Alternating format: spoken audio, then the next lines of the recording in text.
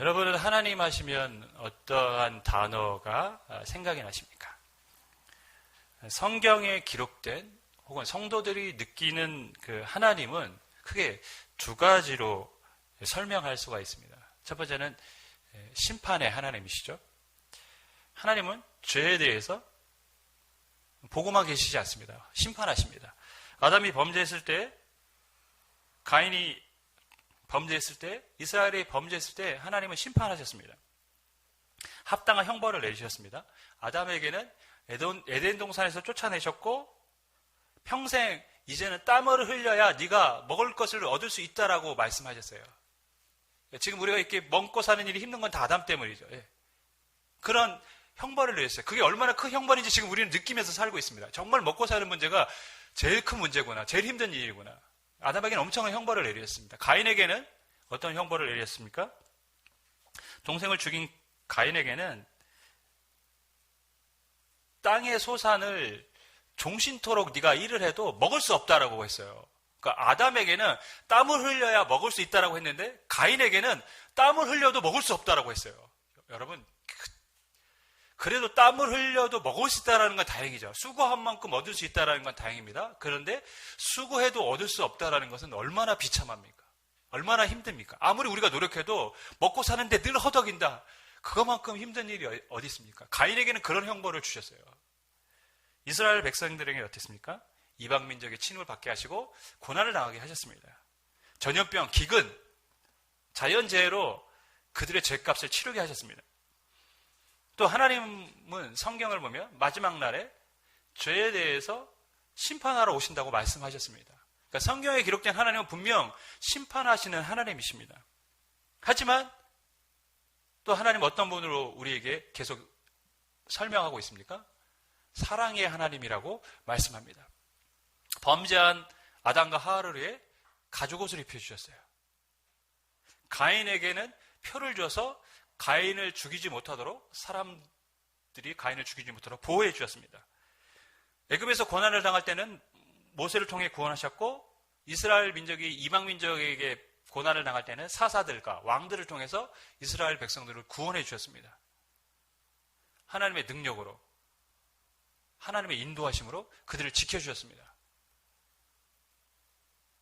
하나님의 은혜와 자비가 긍휼히 하심이 끝이 없다고 성경은 기록하고 있고 그분은 우리의 영원한 목자가 되신다고 성경은 기록하고 있습니다.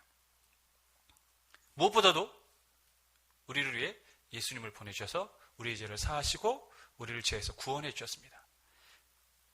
그래서 우리는 성경을 통해서 하나님은 사랑의 하나님이라고 고백을 합니다. 성경은 하나님은 사랑이시다라고 또한 기록도 하고 있습니다. 심판의 하나님과 사랑의 하나님. 어떻게 보면 상당히 상반된 모습이죠.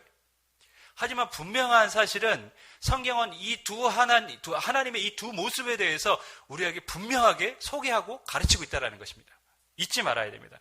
왜냐하면 한쪽으로 치우치면 우리가 하나님의 마음, 하나님의 진심을 오해할 수가 있습니다. 심판의 하나님만 생각하면 두려움만 있는 것이죠. 사랑의 하나님을 우리가 잊고 살아갈 수 있습니다. 그러니까 하나님이 주시는 따뜻함, 위로함, 평안함을 못 느낍니다. 심판만 생각하면. 그러나 하나님의 사랑하심만 생각하면 우리의 삶이 하나님이 원하시는 삶과 거리가 멀어질 수가 있습니다. 두려움이 없어요. 하나님을 경외함이 사라집니다. 그래서 우리는 이 두 부분에 대해서 분명히 기억을 하고 살아야 됩니다. 이사야서의 말씀은 물론 성경의 모든 말씀이 그렇지만 특별히 이사야는 구조적으로 이 하나님의 두 모습에 대해서 극명하게 대비시켜서 우리에게 설명을 해주고 있습니다. 이사야서는 구조적으로 보면 전 이사야, 후 이사야 이렇게 나눌 수 있습니다.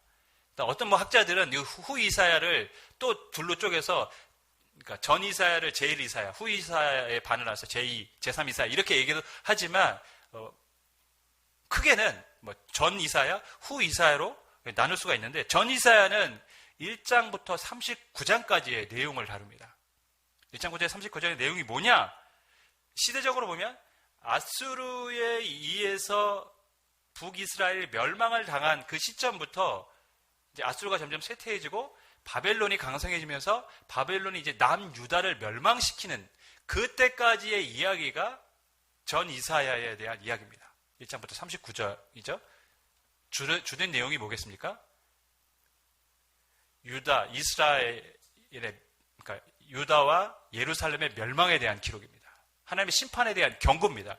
이 심판에 대한 경고는 유다에 대한 경고뿐만이 아니라 이방 민족, 죄를 짓고 살아가는 이방 민족에 대한 심판의 메시지까지 다 담겨져 있습니다.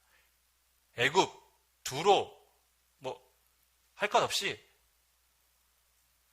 다 멸망에 대한 심판의 메시지가 담겨져 있는 게 전 이사야의 내용입니다. 여러분은 요즘 뉴스를 보면 무슨 생각을 하십니까? 저는요, 조금 무섭다는 생각이 듭니다. 코로나 사태뿐만 아니라 이런 지금 자연재해나 여러 가지 일들을 보며 정말 마지막 때가 다가왔나? 이런 생각이 들 때가 있어요. 아프가니스탄에서 탈레반이 다시 정권을 장악하면서 엄청난 일들이 또 지금 벌어지고 있고 그런 전조가 나타나고 있습니다. 아프가니스탄뿐만 아니라 시리아, 수단, 여전히 내전 때문에 수많은 나라들이 어려움을 겪고 있고 난민이 생기고 죽는 사람이 생기고 기아에 허덕이고 있습니다.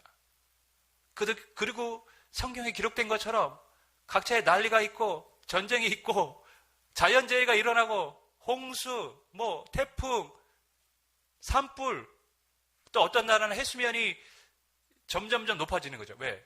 지구온난화 때문에. 그래서 섬나라인데 점점 잠겨가고 있다는 그런 이야기도 들었습니다. 이런 뉴스를 보면 와, 이게 정말 마지막 때로 가는 건가? 이런 두려움이 좀 있습니다. 성경은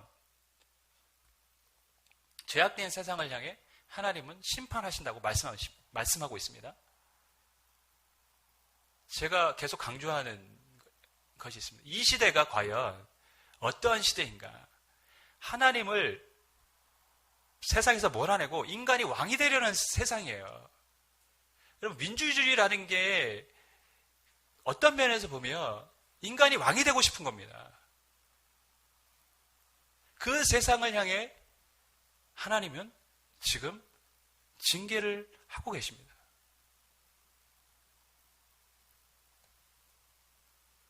이 전 이사야 내용이 죄악된 세상을 향한 하나님 심판의 메시지입니다. 그런데 후 이사야 딱 들어가면 그 전하는 메시지 내용이 완전히 달라지기 시작합니다. 후 이사야는 이제 40장부터 마지막 66장까지의 이야기인데요. 바벨론 포로 생활에서 포로 귀환 전 혹은 그 이후의 이야기까지 다루고 있습니다. 그 핵심 내용은 뭐겠습니까? 구원과 소망에 대한 메시지입니다. 이전까지는 죄에 대한 하나님의 심판에 대해서 모든 나라와 유다까지 계속해서 경고의 메시지를 했다면 후이사야에 딱 들어가면 그 메시지가 달라집니다. 오늘 우리가 읽은 그 후이사야 첫 선포된 메시지가 무엇입니까? 1절을 보면 너희의 하나님이 이르시되 너희는 위로하라 내 백성을 위로하라 이렇게 기록을 합니다. 심판의 메시지에서 위로의 메시지로 바뀌었습니다. 이스라엘이 바벨론에게 예루살렘이 점령되고 예루살렘 성이 무너지고 성전도 무너지고 백성들은 온갖 고난과 정말 재앙과 같은 그러한 어려움을 겪고 또 많은 사람은 포로로 끌려간 상황입니다. 기근과 전염병이 예루살렘에 창궐했습니다. 그 모습을 보면서 예레미야는 애통했습니다. 예레미야만 애통했을까요? 수많은 사람들이 애통하며 탄식하며 울부짖었습니다. 근데 그 울부짖음이 하나님이 듣고 계셨고 하나님께 연락이 됐습니다. 이제 하나님은 이사야 선지자를 통해서 그 애통하는 백성들에게 위로의 메시지를 전하라고 하십니다. 8월 달이 우리 대한민국에는 굉장히 의미 있는 달이죠. 지난주는 8월 15일 광복절이었습니다. 나라를 빼앗겼다가 다시 찾은 달입니다. 또한 8월 29일이 이제 다음 주죠. 한일 합방이 된 나라를 완전히 빼앗긴 날입니다. 그래서 경술국치년이라고 합니다.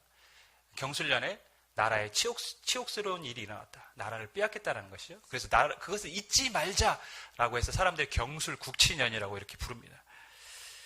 여러분, 근데 우리가 지금 광복하고 독립을 하고 나서 정말 어떻게 보면 세계사의 유례가 없는 경제적 발전과 지금 평화를 누리고 있습니다. 다른 나라의 이야기들을 보면 지금 우리나라만큼 평화롭고 어떤 면에서는 안전한 나라가 없는 것 같아요. 코로나 사태도 그렇고요. 여러 가지 경제적인 부분도 그렇고. 이게 과연 우연일까라고 생각하면 안 됩니다, 여러분. 1905년에 을사늑약이라는 게 이루어지죠. 일본이 강제로 우리나라의 외교권을 빼앗아 버립니다. 일본의 내정 간섭이 시작됩니다. 그리고 1910년 5년 뒤에 강제로 우리나라를 합병해 버렸습니다. 우리는 나라를 빼앗겼어요. 그런데 그 1905년과 10년 그 중간 1907년에 어떤 일이 있습니까? 우리 한국 교회사의 가장 위대한 역사적 사건이 하나 발생합니다. 바로 평양 대부흥 운동이 일어납니다. 이거는 한국 교회사뿐만 아니라 세계 교회 역사에 가장 유례가 없는 성령의 역사라고 사람들은 기록을 하고 있습니다. 세계 교회 역사에 가장 유례가 없는 성령의 역사가 언제 일어났다고요? 1905년 을사늑약과 한일 합방이 되는 그 중간에 일어났다는 것이죠. 굉장히 특이하지 않습니까?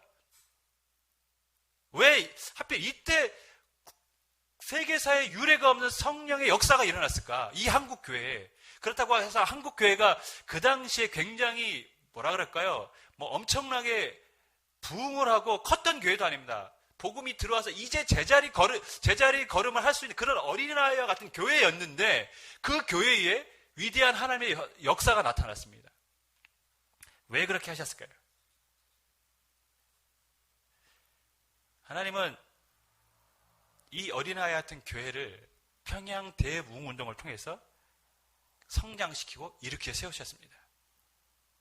믿음을 자라게 하시고 부흥을 하게 하시며 하나님을 경험케 하셨습니다. 평양 대부흥 운동을 통해서 많은 사람들이 교회로 몰려들기 시작했습니다. 우리가 일제강점기라는 그러한 말로 할 수 없는 고난과 어려움을 겪었는데 그것을 견뎌낼 수 있었던 것은 성도들의 기도가 있었기 때문에 그렇습니다. 그들의 믿음이 그 상황을 이기게 했습니다. 하나님을 바라보게 했습니다. 뿐만 아니라 나라를 잃은 아픔과 애통을 가지고 그들은 하나님께 기도하셨습니다. 하나님께 기도를 했어요. 근데 하나님이 어떻게 하셨을까요? 바벨론의 포로가 되고 고통하고 애통하고 있는 그 이스라엘의 애통을 들으셨던 하나님이 일제시대에 나라에 잃은 그 아픔을 갖고 기도하는 우리 민족의 성도들의 기도를 듣고 계셨습니다. 그리고 훗날 하나님이 그 바벨론 포로 생활을 마치고 돌아오게 하셨듯이 1945년에 이 민족에게 독립을 허락해 주셨는 줄 믿습니다. 우연이 아닙니다. 하나님의 역사의 손길 안에 있습니다. 이스라엘과 우리의 민족이 굉장히 비슷하고 지금 이스라엘도 우리나라를 굉장히 그런 면에서 좋아하는 민족이기도 하죠. 동방의 예루살렘이라고 불리는 것이 저는 그냥 우리나라 사람들이 말하는 그런 말이 아니라고 봅니다. 이스라엘 향한 하나님의 계획과 섭리가 이 민족에게도 동일하게 지금 역사 속에서 진행되고 있었는 줄 믿습니다. 이스라엘 백성들은 고통 중에 있었고 그들은 울부짖었고 애통했습니다. 누군가의 위로가 필요했습니다. 하나님은 이사야 선지자를 통해서 내 백성을 위로하라고 말씀합니다. 이 시대는 위로가 필요한 시대입니다. 왜냐하면 너무 많은 사람들이 고통당하고 힘들어하고 있기 때문에 그렇습니다. 최근에 우리에게 들리는 훈훈한 뉴스들을 인해 사람들이 또 폭발적인 반응을 합니다. 또 얼마 전에는 또 아버지와 딸이 어렵게 기초수급자로 살아가는데 피자집 사장님이 어려움을 알고 무료로 피자를 주고 언제든지 와서 드셔도 됩니다 라고는 메시지를 전해주고 이것이 뉴스에 나가자 사람들이 어떻게 반응합니까? 피자집뿐만 아니라 그 어려움을 겪은 그 가정에게 도움의 손길을 계속해서 하고 있습니다. 왜 이런 반응들이 일어날까요? 요즘 이러한 일들이 잦아지고 있습니다. 왜 이러한 반응들이 일어날까요? 사람들이 이런 이야기를 들으면 마음이 따뜻해지고 감동을 받았다고 하고 내가 무엇인가 도움이 되고 싶어서 어떻게 보면 누군가를 도와준 그 사람에게 자기도 도움이 되고 싶은 마음으로 작은 거지만 뭐 피자를 주문하고 어려움 당한 가정에 도움의 손길을 후원을 하고 그런 일들을 합니다. 왜 그럴까요? 다 힘들어하는 걸 알고 있습니다. 그런데 누군가가 그 사람들에게 위로가 되고 도움이 되는 것을 보면 자신들도 감동을 받는 거죠. 그러면서 나도 도움이 되고 싶다라는, 위로가 되고 싶다는 마음으로 동참을 하는 거라고 봅니다. 정말 이 시대는 위로가 필요한 세상입니다. 그런데 이스라엘 백성들에게 주어야 될 위로는 사람이 줄 수 없는 위로였다는 사실을 우리는 알아야 됩니다. 왜냐하면 그들이 처해 있는 상황은 하나님께 범죄해서 하나님께 심판을 받은 것입니다. 그 문제를 해결할 수 있는 분은 누구밖에 없습니까? 하나님밖에 없습니다. 그러니까 사람이 말로는 위로를 해줄 수 있지만 진정한 위로, 해결은 하나님만이 하실 수 있습니다. 그래서 하나님이 친히 위로의 메시지를 이사야 선지자를 통해서 전하고 계십니다. 그 말씀이 무엇입니까? 2절 말씀인데요. 너희는 예루살렘에 마음에 닿도록 말하며, 이 말에 저는 참 의미가 있네요. 마음에 닿도록 말하라. 위로의 메시지를 전했는데 진심이 전해지도록 하라라는 얘기죠. 내가 그들에게 위로를 전하고 싶은데 진심이 전해지도록 하는 것입니다. 그것이 뭡니까? 노역의 때가 끝났고 그 죄악이 사함을 받았느니라. 죄를 지어 형을 살게 되지 않습니까? 근데 이제 끝났다는 겁니다. 그리고 완전히 죄사함을 받았다는 것입니다. 그러면서 무슨 말씀했냐면 그의 모든 죄로 말미암아 여호와의 손에서 벌을 배나 받았느니라. 벌을 배나 받았느니라 하면 우리가 생각하기에는 이거 좀 불공평한데? 억울한데? 왜? 배나 받았으니까요. 근데 그런 의미가 아니라 율법에는 간혹 어떤 죄에 대해서 2배의 죄값을 치르라고 하는 법들이 있습니다.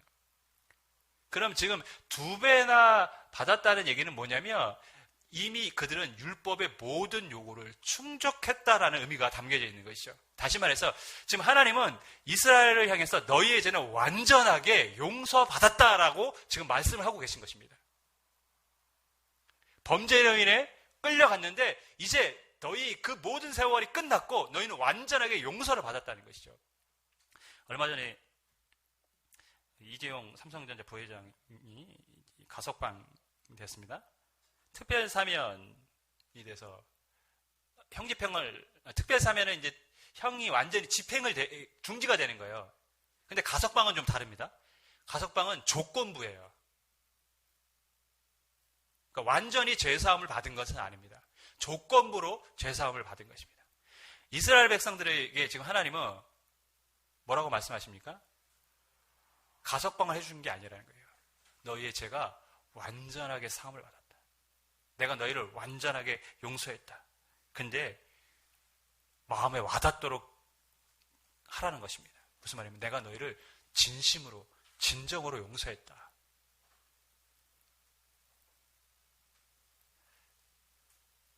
오늘 우리가 이 말씀을 통해서 하나님의 마음, 하나님이 우리를 향해서 어떤 마음을 갖고 계신지 알아야 될 필요가 있습니다. 첫 번째는 하나님의 재앙에는 하나님의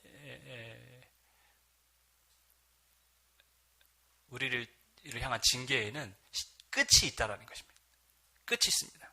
오늘 분명히 끝이 있다라고 말을 하고 있습니다. 너희 노예의 때가 끝났다고 말합니다. 그러면 자녀들이 한번 잘못했다고 바로 뭐 체벌하거나 나무라는 부모는 거의 없습니다. 지켜보고 말로 타이릅니다. 그죠?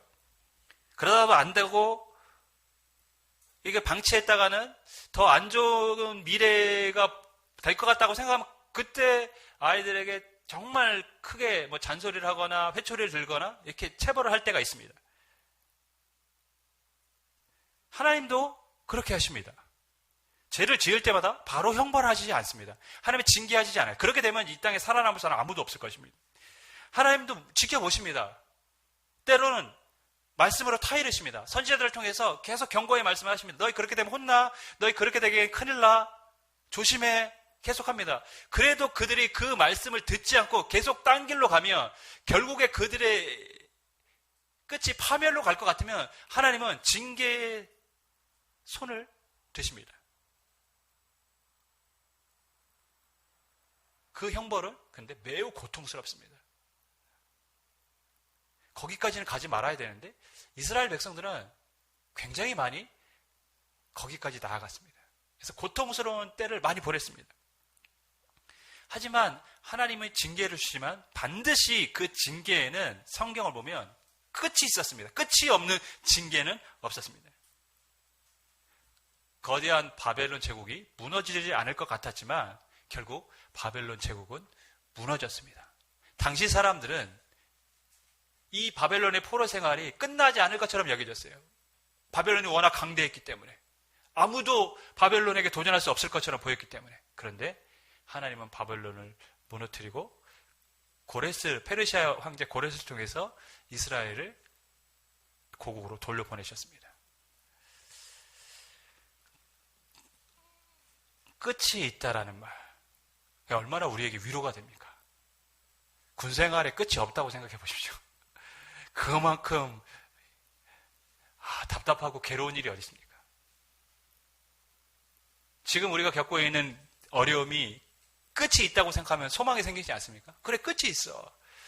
얼마 전에 재난 문자를 발송하시는 분이 한 방송에 나와서 이런저런 얘기를 하다가 이제 사회자가 이런 질문을 합니다. 어떤 문자를 발송하고 싶습니까? 지금 하나를 발송한 다음에 어떤 문자를 발송하고 싶습니까? 했더니 이렇게 말했습니다.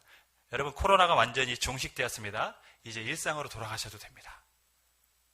여러분, 그 말을 딱 듣는데 그 말을 들으면 얼마나 좋을까요? 이 말을 듣는데 다 위로가 되는 거죠. 힘이 되는 거죠. 사랑하는 여러분, 하나님의 징계에는 끝이 있습니다. 코로나 끝날 것입니다. 하나님이 끝나게 해주실 것입니다. 물론 새로운 변이가 계속 생기고 지금 우리의 눈에는 끝도 모를 상황으로 가고 있지만 더 많은 백신들이 이제 개발되고 치료제가 나오면 우리가 흔히 말하는 위드 코로나, 코로나와 함께 살아갈 수도 있습니다. 그게 끝입니다, 여러분. 코로나가 더 이상 우리의 인명에, 목숨에 위협을 가하지 않으면 코로나는 그냥 우리가 겪고 있는 하나의 질병으로 생각하면 되는 것이죠. 그럴 때가 곧 올 것입니다. 그때는 이전처럼 자유롭게 예배하고 하나님을 찬양해야 될 줄 믿습니다. 끝이 옵니다. 끝이 오기 때문에 우리에겐 위로가 있고 소망이 되는 것입니다. 두 번째, 하나님은 자기 백성을 절대 포기하지 않으신다라는 것입니다. 1절을 보면 너희의 하나님이 이르시되 너희는 위로하라, 내 백성을 위로하라. 지금 내 백성이 누굽니까? 범죄에서 바벨론의 포로로 끌려간 이스라엘 사람들은 범죄한, 하나님을 배반한, 하나님을 배신한, 우상을 숭배한 그 사람들입니다. 그런데 그들을 향해 여전히 하나님은 내 백성을 위로하라고 하십니다. 자녀가 아무리 잘못해도 부모가 화가 나서 나가 외치고 호적을 파버린다고 말을 할지라도 자녀는 여전히 부모의 자녀입니다. 탕자가 유산을 미리 챙겨서 아버지를 떠나 방탕하게 살아도 그 아들은 여전히 아버지의 아들이었습니다. 우리가 죄를 지어 하나님의 마음을 아프게 하고 하나님 자녀다운 삶을 지금 살지 못하고 할지라도 우리는 여전히 하나님의 자녀가 되는 줄 믿습니다. 하나님은 자기 백성을 절대 포기하지 않으십니다. 작년 11월 광주의 어등대교라는 곳에서 있었던 일입니다. 한 여성이 다리에 난간을 한쪽은 바깥쪽에 걸치고 한쪽만 이렇게 걸쳐서 이렇게 있습니다. 위태롭게 있는 것이죠. 운전을 하고 하던 기사인 김모 씨라고 하거든요. 이 김모 씨는 차에서 내렸습니다. 저 여자가 이상한 행동을 하는 것 같으니까요. 계속 지켜보고 있습니다. 이게 한쪽을 걷혀있던 다리를 이 여자가 마저 들어서 몸을 완전히 다리 밑으로 떨구려고 하는 순간 이 김 씨가 막 뛰어와서 이 여자의 다리를 붙잡습니다. 그리고 땡깁니다. 근데 혼자 힘으로 떨어지려고 하는 사람을 끌어올린다는 것이 굉장히 쉽지 않습니다. 그러자 주변에 있던 사람들이 같이 힘을 모으기 막 시작합니다. 그래서 그 여자를 계속해서 5분 동안 이 여자는 왜 이러냐고 놔두라는 표현을 하지만 괜찮다고 안심하라고 이렇게 사람들이 다독입니다. 그러면서 김 씨를 도왔던 그 사람 중에 한 사람이 이렇게 얘기를 합니다. 이 세상에서 너를 사랑하는 사람이 얼마나 많은데 죽지 말라고 다독이기 시작합니다. 너를 사랑하는 사람이 얼마나 많은데 왜 죽으려고 그러냐고. 그리고 그 여자가 죽으려고 했던 마음을 이제 포기하고 구조에 나섰던 여성과 함께 자택으로 귀가했다라는 기사가 실렸습니다. 김 씨는 이런 말을 인터뷰에서 했어요. 난간에 매달려 있는 여성을 보자 구조해야겠다는 생각에 앞서 나도 모르게 몸이 먼저 움직였다. 그런데 다른 시민이 다독이기에 했던 이 세상에는 너를 사랑하는 사람이 얼마나 많은데 왜 이러니? 라는 말이 오히려 나 자신에게 위로가 되었다. 굉장히 의미 있는 이야기로 들려졌습니다.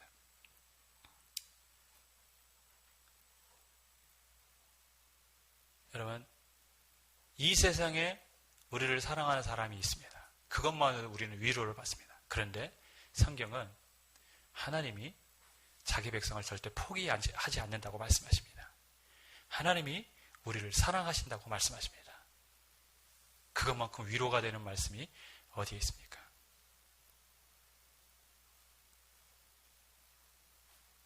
우리 황영숙 집사님이 아직도 의식 없이 병상에 있습니다. 그러나 분명한 것은 하나님은 그 영혼을 사랑하시는 줄 믿습니다. 하나님은 자기 백성을 포기하지 않으십니다.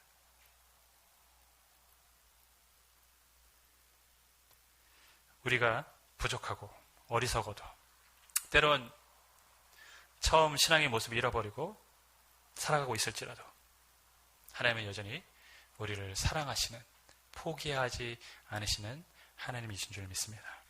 말씀을 맺습니다. 우리는 가끔 우리는 우리의 죄로 인해 하나님 주시는 징계를 받을 때가 있습니다. 어쩌면 지금의 이 시대가 하나님의 징계 때문이라고 저는 생각됩니다. 그러나 분명한 것은 하나님의 징계에는 끝이 있습니다. 왜냐하면 하나님은 자기 백성을 절대 포기하지 않기 때문인 줄 믿습니다. 이 말씀 앞에 우리가 위로를 받고 끝날 날이 다가온다. 그리고 또한 힘들어하는 사람들에게 하나님이 너를 사랑하시며 끝이 있다. 위로를 베풀 수 있는 삶을 살아가기를 주님의 이름으로 간절히 축원하겠습니다.